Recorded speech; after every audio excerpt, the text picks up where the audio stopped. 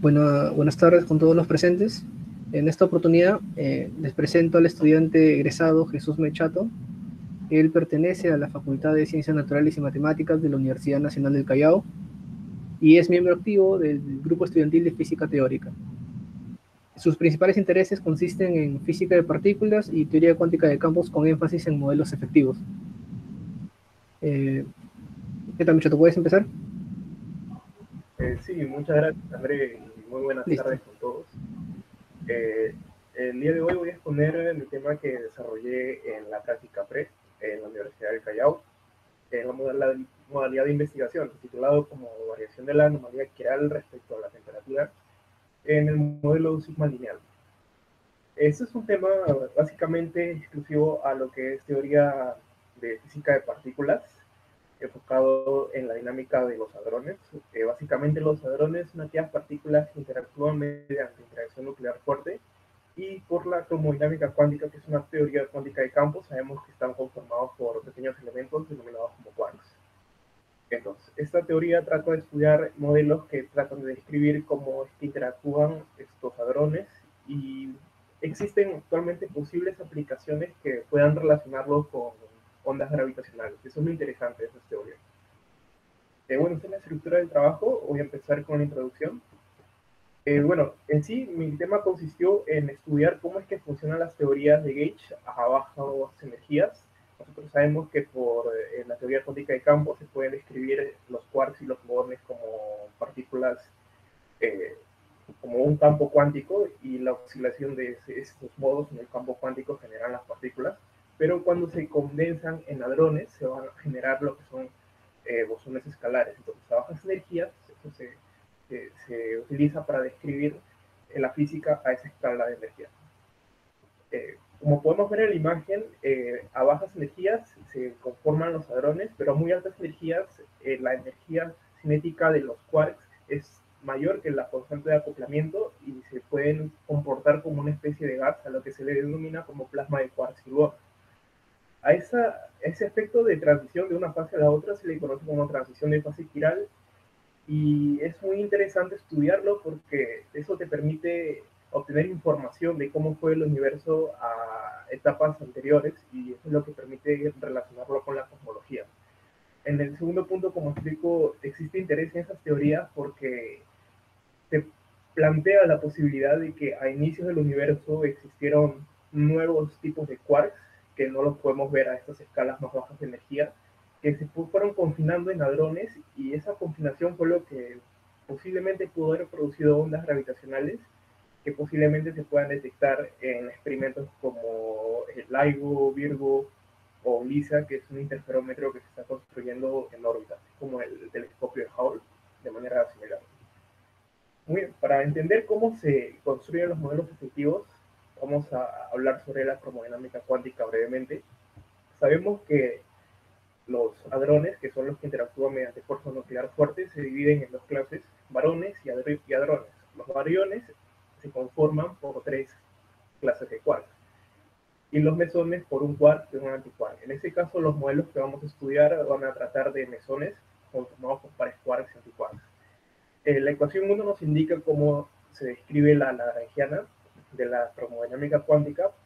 En la primera parte podemos ver el término correspondiente a la ecuación de Dirac, en donde los términos fuertes son los campos de los quarks, y los términos de la derivada covariante du y el tensor gluónico G mu nu van a contener a los campos gluónicos, en este caso el lado mu.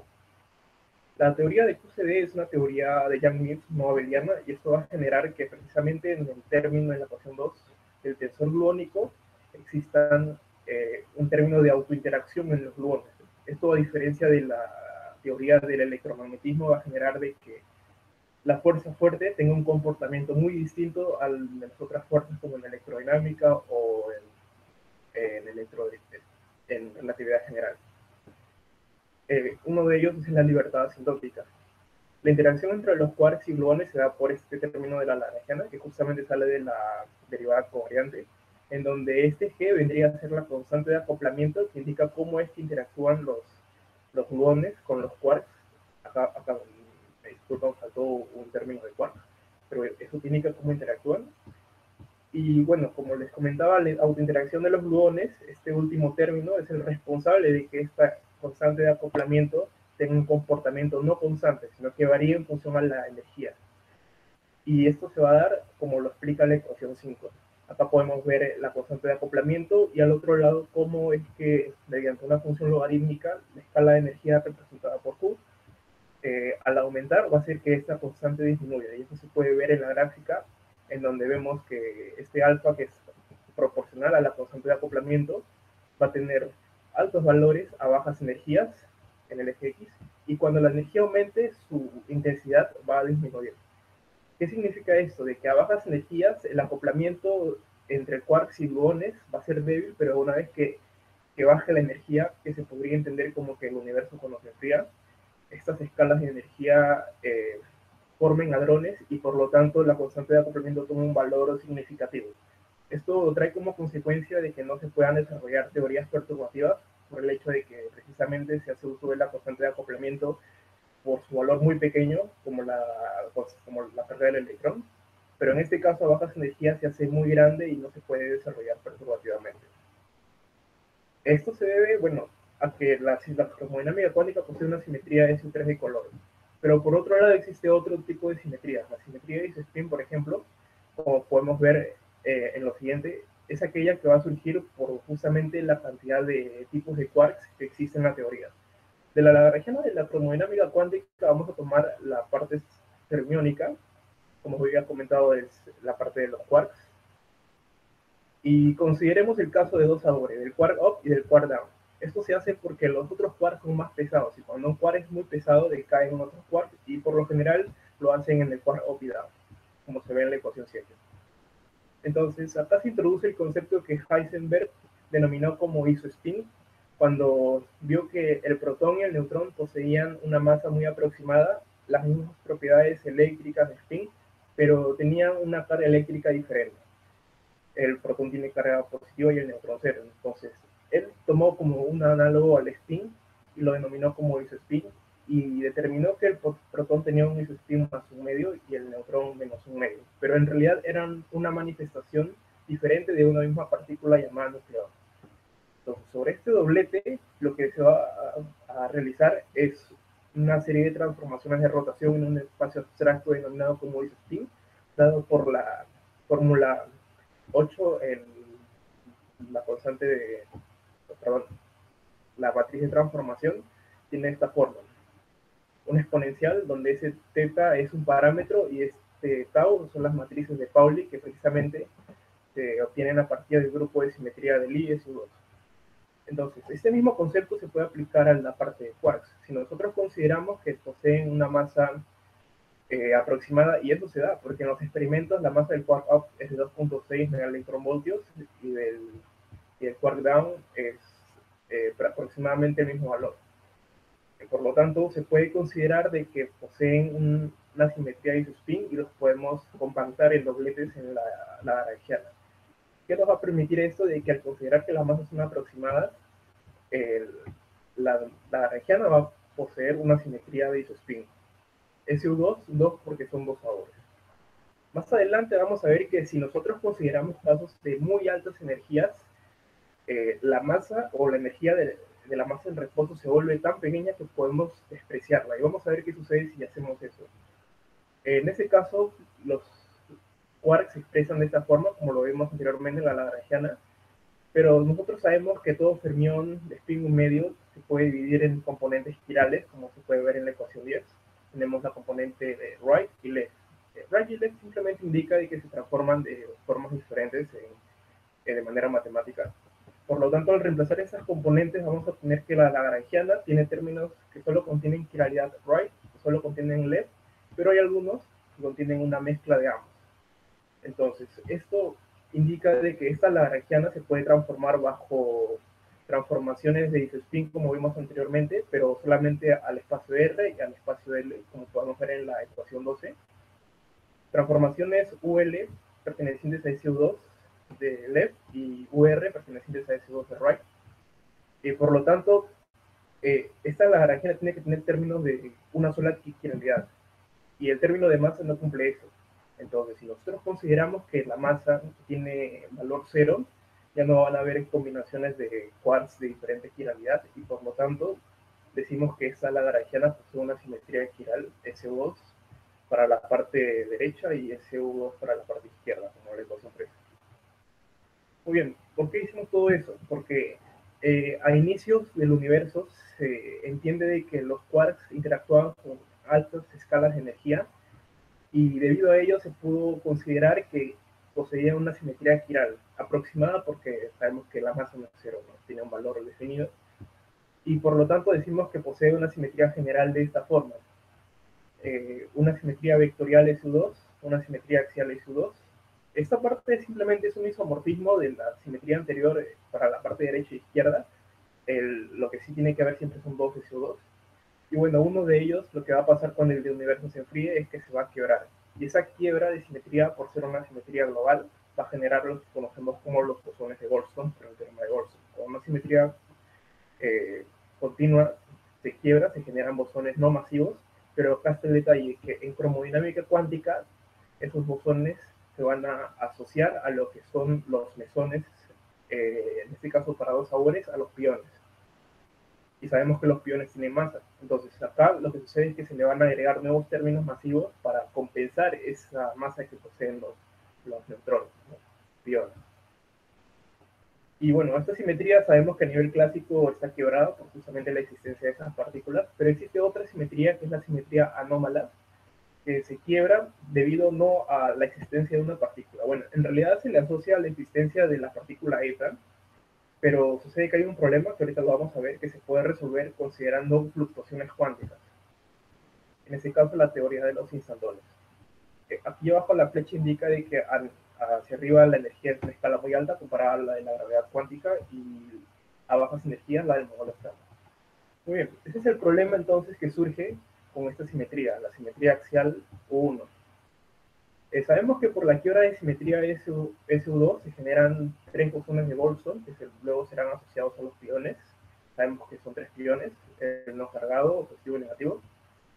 Y bueno, esta simetría UA se le va a asociar a mesones que sean singletes. Nosotros sabemos que los singletes están conformados por mesones que no tienen carga. En este caso, para SU2, vamos a tener el pión y vamos a tener el eta prima. Y experimentalmente se calcula que sus masas son de 135 electronvoltios para el pión y para eta 957. El problema surge cuando uno resuelve teoría de grupos, llega a la conclusión de que la masa de la partícula eta tiene que ser aproximadamente la raíz de 3 de la masa del pión. Y como podemos ver en la ecuación 15, esto no sucede. Por lo tanto, a esto se le denomina como el problema UA1, en inglés es U1 problem. Y la solución lo realiza Gerard de Hooft entre los años 70, introduciendo lo que son una nueva partícula ficticia remanente en el vacío cuántico denominada como instantón. Eso lo vamos a ver a más adelante. Lo que ahora vamos a proponer son teorías de fuerte acoplamiento que describan nuevas partículas y para ello se necesita una escala mayor de energía. ¿Y cómo se va a hacer eso siguiendo la siguiente metodología? Primero, determinar el rango de energías y los fenómenos que suceden, en este caso la libertad asintótica y el confinamiento de hadrones. Eso se da a una escala de 300 a 400 electronvoltios. Luego, la simetría que describa esa teoría y también sus posibles estructuras de simetría. Más adelante, proponer una lagrangiana que cumpla con estas simetrías y luego aplicar teoría cuántica de campos usual. Entonces, una de estas teorías es el modelo sigma lineal.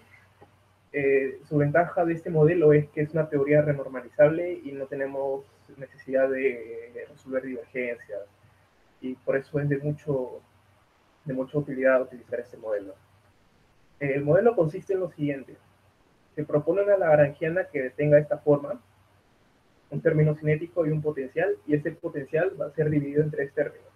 El primer término va a ser invariante bajo el grupo de simetría quiral UN por UN. En este caso estamos viendo que ya no son dos sabores, sino es una teoría con n sabores, porque estamos proponiendo que existan n sabores de quarks.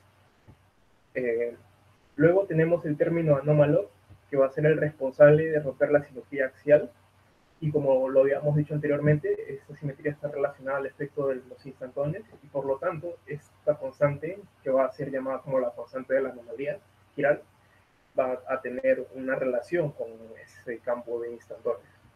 Y finalmente el potencial masivo, que es asociado a la masa de los quarks. Como vimos anteriormente, cuando los quarks eran masivos, rompían la simetría chiral y se generaban los bosones, en este caso asociados a los mesones, y ese término va a ser la ecuación 22. Y bueno, ese sigma va a ser básicamente la matriz de mesones que va a contener a los bosones de Goldstone. En este caso son cuatro, bueno, es una partícula dividida en parte real e imaginaria, y la otra partícula también real e imaginaria, pero es en la parte vectorial, en donde este A básicamente va a ser hasta este valor del número de sabores al cuadrado menos 1. Como vimos para SU2, como el número de sabores eran 2, si resolvemos aquí vamos a tener 2 al cuadrado menos 1, 3 sabores, 3 valores de A. Y esto precisamente se relaciona a los 3 piones, ¿no? Entonces, para una teoría de n sabores vamos a tener más componentes y más partículas. Y en ese caso el TA va a ser el generador del grupo de Lie, pero para el caso de SUNF. Entonces, ¿qué es lo que se busca de este modelo? De este modelo se busca determinar el espectro de las masas de las partículas, en este caso de estos bosones. ¿Por qué? Porque primero este modelo se utilizó en cromodinámica cuántica para describir cuál era la masa de los mesones, pero luego se fue empleando en otras aplicaciones, como les comentaba, para el caso de ondas gravitacionales, y es por ello que se busca un espectro adecuado de manera que se pueda alcanzar una región de observación de estas ondas. Entonces, la masa de estas partículas se van a obtener a partir de la segunda derivada del potencial, evaluada en un valor esperado que se define según el modelo, ¿no? En este caso, como tiene 3 potenciales, se va a quitar la segunda derivada respecto a cualquiera de los campos y se va a evaluar en el valor esperado de vacío, como se observa en la ecuación 24, ¿no? Donde la primera partícula nomás tiene un valor esperado y las otras partículas no tienen valor esperado. Entonces, como les comento, el modelo tiene parámetros, ¿no es cierto? Esos potenciales tienen diferentes parámetros, m sigma, lambda, kappa y la constante de la anomalía chiral. Todo esto se da considerando temperatura cero, ¿no es cierto? Entonces, lo que se busca es ajustar estos parámetros de manera que las masas de estas partículas se adapten a un valor que uno busque observar. Por ejemplo, en cromodinámica cuántica, si consideramos el caso de 2 sabores, vamos a tener la masa de los piones, y nosotros ajustamos estos parámetros de manera que a través del espectro que se obtenga de esta relación 24, obtengamos la masa de los piones. Entonces, cuando uno resuelve esas derivadas, que eso lo hice dentro de mi práctica, que es un trabajo teórico, es un poco complicado para una teoría de n sabores, pero sí se llega al resultado y coincide con el de otros autores. Tiene esta forma, donde la masa de las partículas se expresan en función, como les comentaba, de los parámetros m sigma, el lambda, kappa, del número de sabores y del valor esperado. El valor esperado está relacionado con la constante del decaimiento del pion, que también es una constante que se conoce, o que también se puede variar de manera que se obtenga un espectro de masas adecuado. Y como les comentaba, esta teoría aún es para el caso de una temperatura igual a 0. ¿Cuándo introducimos la temperatura a esta teoría? Pues cuando consideramos potenciales efectivos termales en la lagrangiana, nosotros utilizamos precisamente estas masas para generar ese potencial. Pero ese potencial también va a ayudar a generar esas masas, lo que va a hacer que se genere un proceso implícito entre masa y potenciales, y ahí es donde uno tiene que calcular procesos iterativos de manera que llegue a una aproximación adecuada. Cuando se hace esto, acá se generan términos adicionales de la temperatura. Eso no lo he desarrollado, pero sí he visto trabajos que desarrollan ese tipo de conceptos. Y bueno, eso se introduce conociendo lo que es teoría cuántica de campos a temperatura finita. Esa es una vía, pero por otro lado también podemos considerar que uno de estos parámetros varíe con la temperatura. Es otro lado, y eso es lo que vamos a hacer a continuación. Vamos a considerar que todos los parámetros son constantes, pero que solamente ese término de la anomalía chiral va a variar con la temperatura. Y para ello tenemos que saber cuál es su valor a temperatura cero. Para ello hemos tomado los valores obtenidos por las referencias, en este caso de Robert Pisarsky, en su trabajo en el año 2020, en donde para el caso de 2 sabores llegó a que ese valor tenía este valor numérico, 0.32 gigaelectronvoltios, y para el caso de 3 y 4 sabores, consideramos los parámetros utilizados por Martín Arteaga, Enrico Bertuzzo y Barduzzi, en donde para 3 sabores obtenemos estos valores y para 4 sabores obtenemos estos valores. Entonces, de acá solo vamos a tomar el valor de la anomalía quiral, que es de 100 gigaelectronvoltios para 3 y para 4 es de 9. Como una revisión utilizamos nuestro espectro, o sea, la relación entre masas y parámetros, y comparamos los datos obtenidos por Arteaga, Bertuzzi y Barduzzi y los datos obtenidos en nuestro espectro, y podemos ver de que aparte de la masa del pión, otros valores sí coinciden, y eso rectifica nuestro cálculo teórico para el caso de 3 sabores y 4 sabores. Entonces, como los valores coinciden, tenemos la libertad de tomar estos valores para la anomalía quiral a temperatura 0, a 3 y a 4 sabores.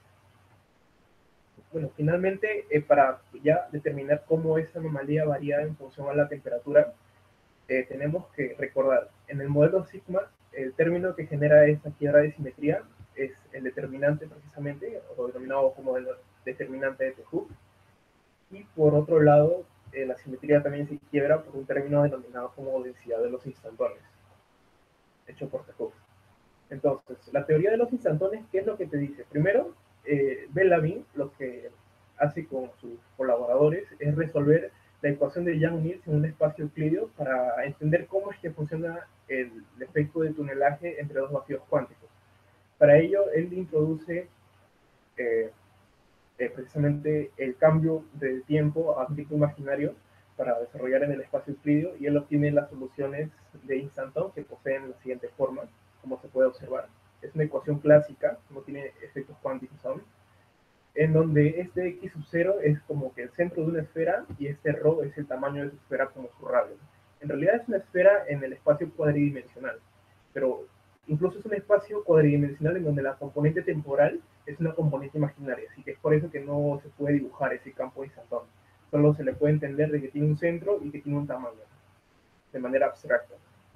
Esto es una solución clásica. Entonces lo que hace 't Hooft es calcular cómo varía la transición de vacío-vacío entre un vacío en el que la simetría está rota y otro vacío en el que la simetría aún se conserva, introduciendo precisamente fluctuaciones cuánticas alrededor de ese campo instantáneo, que es una solución clásica. Estamos haciendo aquí lo que viene a ser introducir efectos cuánticos. Entonces, él utiliza lo que es la integral de caminos, desarrollada por Feynman, como sabemos, en donde considera campos gluónicos y campos fermiónicos. En este caso, vamos a introducir que el campo de Gauge va a variar, bueno, va a tener la componente clásica y sus variaciones cuánticas, como se puede observar en la figura. Entonces, lo que llega a 't Hooft es de que al resolver esa integral se va a obtener un término denotado con K0 para el caso de temperatura 0, porque lo hace a temperatura 0, expresado como lo dice la ecuación 31, donde podemos ver que el efecto del instantón se refleja en el parámetro ρ, y en ese caso este n sub 0 se le va a denominar como densidad de los instantones. Es una expresión que se obtiene como integrando, pero que esa forma 't Hooft la denomina como densidad de los instantones y tiene la siguiente forma como se observa en la ecuación 32.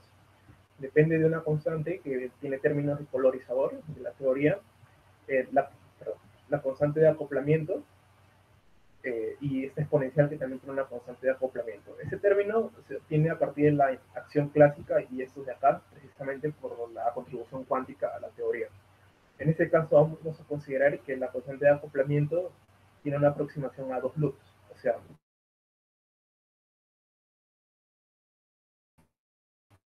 un loop, bueno, se sabe que un loop es una aproximación para evitar las divergencias y a 2 loops es la siguiente aproximación.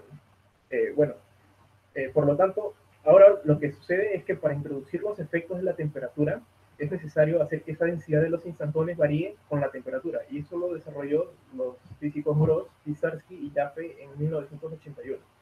Ellos expresan la integral de transición de vacío-vacío de la misma manera que 't Hooft, pero hacen unas correcciones a la densidad de los instantones a temperatura finita.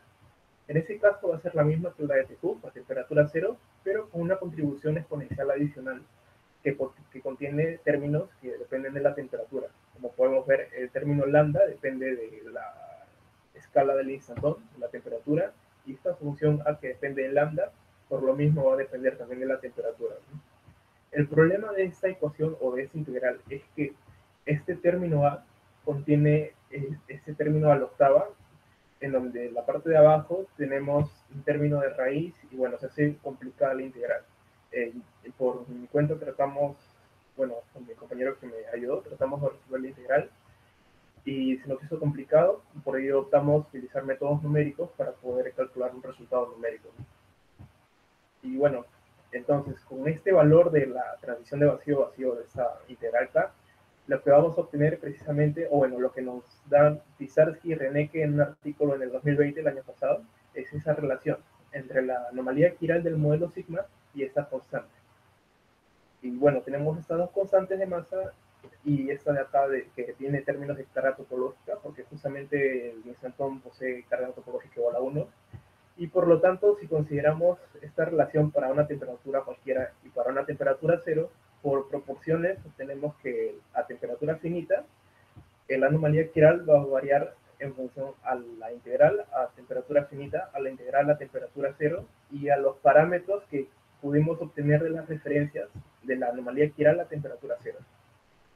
Entonces, bueno, acá la misma relación, y lo que hicimos fue resolver utilizando el método de Simpson 3/8 en el intervalo de 0 a 1. El intervalo de 0 a 1 se entiende porque la constante de acoplamiento dentro de esta densidad de los instantones a 2 luz tiene un término de doble logaritmo. Y sabemos que dentro de un logaritmo el valor es mayor a 1, no puede ser menor a 1. Entonces, eso lo que va a hacer es restringir el valor de x y nos da la posibilidad de integrar de 0 a 1.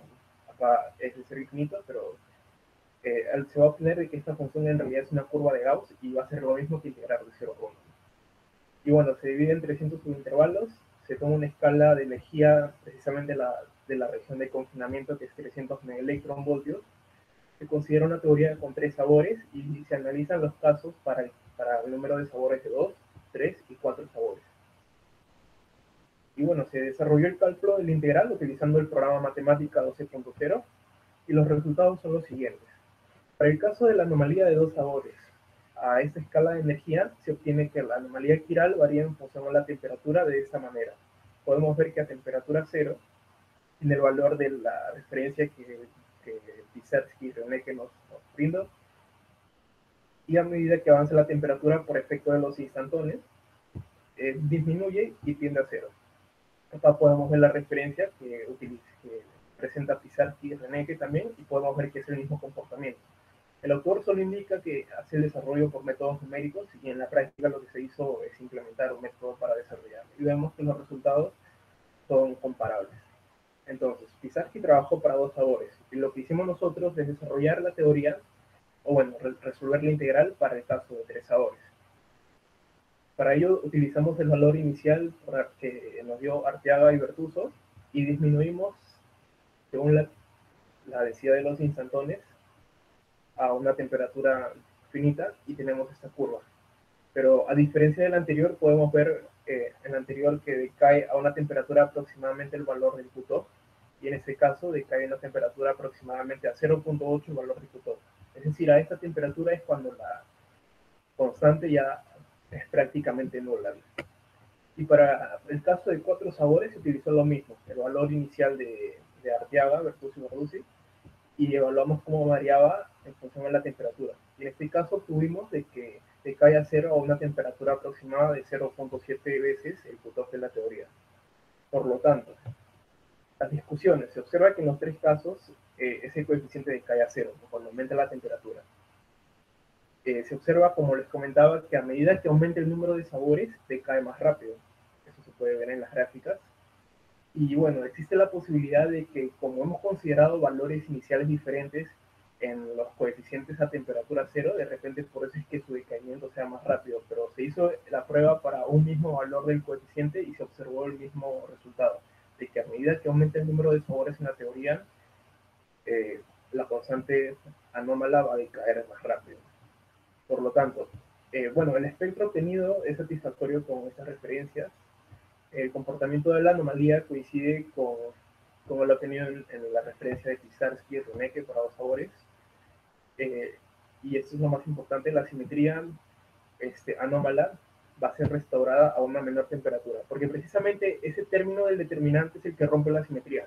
Y si el valor de esa constante es cero, va a romper el término, o bueno, va a eliminar ese término y la simetría U1 ya no se va a quebrar y se va a mantener. Entonces decimos que la simetría se restaura cuando esa constante decae a cero. Y como decae a cero más rápido, a medida que aumenta el número de sabores, se va a restaurar más rápido a medida que aumenta precisamente el número de sabores, la redundancia. Y bueno, finalmente se verifica la complejidad analítica en el desarrollo de esas teorías que tienen campos topológicos como los instantones, debido a que precisamente la estructura del vacío suele ser complicada a veces y es necesario tomar en cuenta temas de topología, ¿no? Y bueno, estas son las referencias que hasta Pisarsky, precisamente ellos trabajaron con instantones no solamente a carga topológica 1, sino a carga topológica 2. Y bueno, yo desarrollé mi trabajo para el primero nomás. Los trabajos de Bertuzzi, Bertuzzi y Arteaga. Arteaga es egresado de nuestra facultad y él me apoyó en ese tema también. Y bueno, Meuris fue quien propuso esa teoría, bueno, ese espectro para las masas, para una teoría con ionizadores. Y eso sería todo. Muchas gracias. Muchas gracias, Mechato. Si alguien presente tuviera alguna pregunta, puede levantar su mano o activar su micro.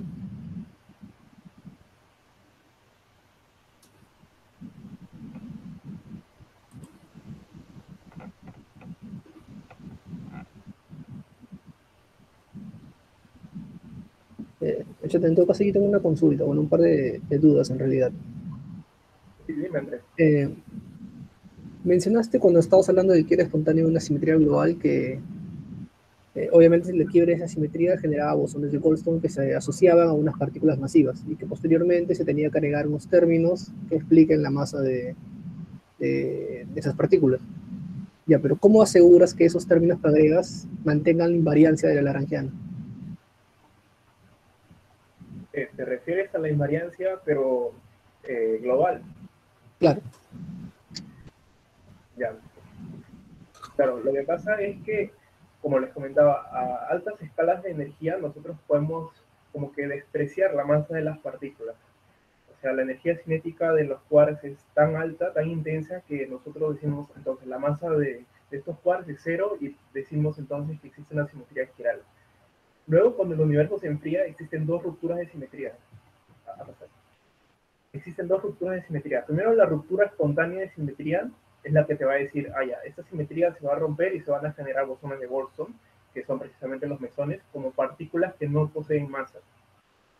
Pero nosotros sabemos, eso se considera cuando tú dices la masa de estas partículas es cero, y tú dices, entonces se generan los bosones de Goldstone y son no masivos. Pero una vez que el universo se va enfriando, es necesario considerar ahí nuevamente los efectos de la masa. Entonces, esos efectos de masa van a romper la misma simetría, pero no de la misma manera que la ruptura espontánea, que es precisamente cuando el vacío a estado fundamental rompe esa simetría, sino que de otra manera en la que explícitamente un término lagrangiana va a ser el que quiebre esa simetría. Y por lo tanto, vamos a tener bosones de Goldstone masivos.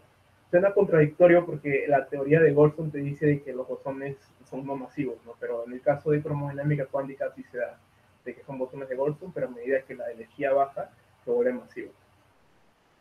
Ah, ok, interesante. Otra duda que tengo es que, o sea, en tu trabajo lo has realizado, has relacionado la variación de la anomalía quiral para 3, 4 sabores. Entonces deberíamos esperar que el comportamiento se mantenga igual si consideramos, porque sabemos que existen 6 sabores de cuarzo en realidad. Entonces el comportamiento de tu curva debería ser el mismo entonces. Ahora, si tu trabajo es para n, bueno, si se generaliza para n sabores, como en un momento mencionaste, esos n sabores de quarks estarían formando parte de las familias que ya conocemos o indicaría que existen más familias de quarks. Ya, claro. Lo que sucede es que estos quarks que obtenemos en el modelo Sigma por ejemplo, en la ecuación 23, el phi, el eta, el xa y el pia, lo que van a hacer es en sí tener, o sea, vamos a obtener la masa de estos quarks, pero para formar los hadrones, nosotros tenemos que considerar estados ligados entre estos quarks. Por ejemplo, un estado eta con un estado xa puede formar un mesón. O sea, estos directamente no son los mesones que conocemos. Y bueno, en ese caso tú me preguntas por los quarks que conocemos en el modelo estándar, que son los 6 sabores. Sí, precisamente en este caso se consideraron 2, 3 a 4 sabores, pero considerando de que el término masivo de estos quarks es igual para todos. Entonces uno dice, la masa de estos quarks va a contribuir. Tú ves acá en el espectro de las masas de los quarks, aquí podemos ver de que el término masivo, por ejemplo, que contiene la masa de los quarks en el potencial, es ese de aquí en la ecuación 22, ¿no? Y tienes la masa B. Entonces, en el espectro te das cuenta de que esa masa no afecta a la masa de los bosones, ¿no? Entonces, no va a tener mucho efecto, pero lo que sí se va a seguir considerando es de que a medida que aumente el número de sabores, sí se va a cumplir ese decaimiento más rápido a medida que aumente el número de sabores. Eso hasta cierto punto, porque sabemos que la función beta de la termodinámica cuántica te permite que una teoría sea fuertemente acoplada para una cierta relación entre el número de sabores y colores. Si sigue cumpliendo esa relación, se va a seguir cumpliendo ese aumento. Pero a medida que el número de sabores, creo que cuando es mayor a un cierto valor del número de colores, ya no se va a cumplir eso y ya no va a ser una teoría de H fuertemente acoplada. Perfecto, muchas gracias. Bueno, si no hay más preguntas, damos por finalizada esta sesión. Y recordarles que nos vamos a reencontrar a las 2 de la tarde para las exposiciones finales del doctor Alberto Gago y el doctor Marco Frato. Entonces nos reencontramos a las 2 de la tarde en la sala principal. Muchas gracias a todos. Muchas gracias también por la invitación.